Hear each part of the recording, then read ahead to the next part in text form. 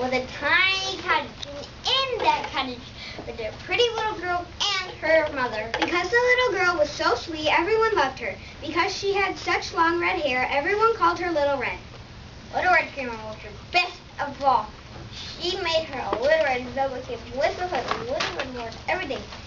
Soon people called her Little Red Riding Hood, even her mother. Good morning, my Little Red Riding Hood. Get up and get dressed. Grandma's ill and needs our help. What? Grandma is ill? What can we do to help her? Go to her cottage on the other side of the woods. Take this basket of fresh muffins, butter, and juice to her.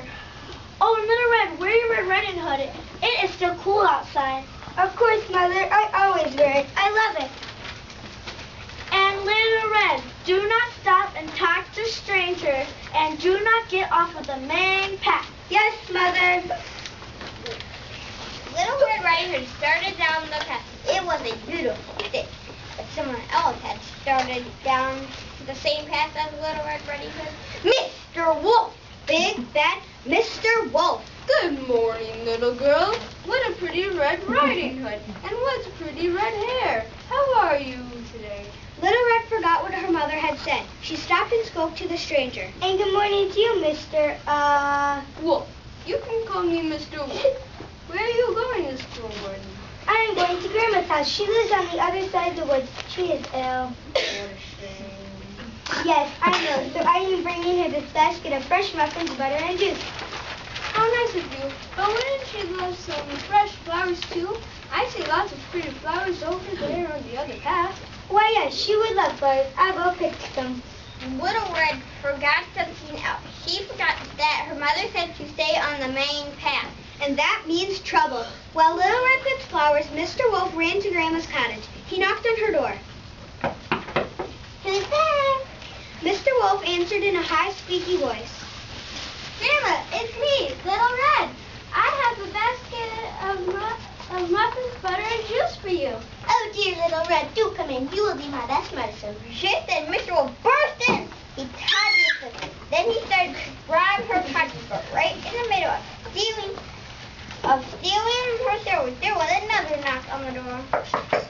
Mr. Wolf peeked out of the window. He saw Little Red Riding Hood. He ran to Grandma's dresser. He put on a gown and a bonnet. Then he jumped in bed. Hello. Hello, Grandma. It's me, Little Red. I am here to help you. May I come in? Mr. Wolf spoke in a high, squeaky voice.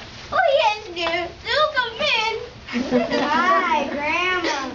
What big ears you have. The better to hear you, my dear. My Grandma, what big eyes you have. The better to see you with, my dear. My Grandma, what big hands you have. The better to grab you with, my dear. And with that, Mr. Wolf jumped out of bed, grabbed Little Red. He tied her up with Grandma, then he went back to stealing the silver. Oh, Grandma, I am so sorry. I did not do what Mother said. I talked to a stranger. I left the path in the woods. I only wanted to pick flowers for you. I did not mean to hurt you. Don't worry, my dear. Well, Mr. Wolf was busy trying to fool you. I fooled him. I sent Brutus to Mr. Hunter's house. He will be here soon to help us.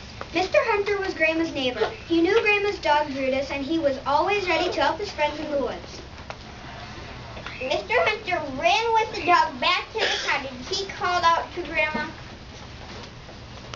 Grandma, Brutus came to get me. What is the problem in there? The wolf, the big bad wolf.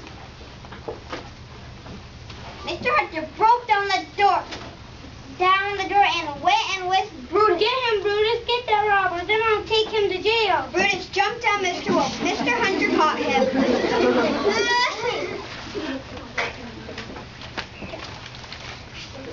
So we have you, Mr. Wolf. Grandma, Little Red, this is a very bad wolf.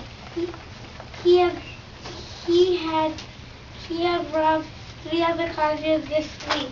Now we have you, big bad wolf. So Little Red and Grandma were safe. And ever since then, Little Red always listens to her mother.